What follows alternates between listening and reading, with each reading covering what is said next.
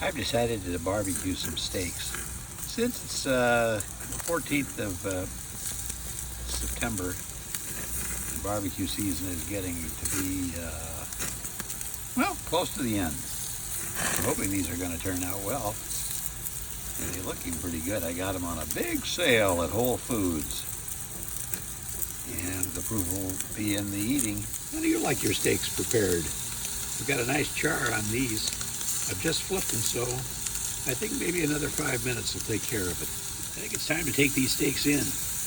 I'm ready to eat them, but as the late great Anthony Bourdain used to say, let them sit there after you've taken them off the grill for 5 minutes before you eat them, because they're going to continue to cook.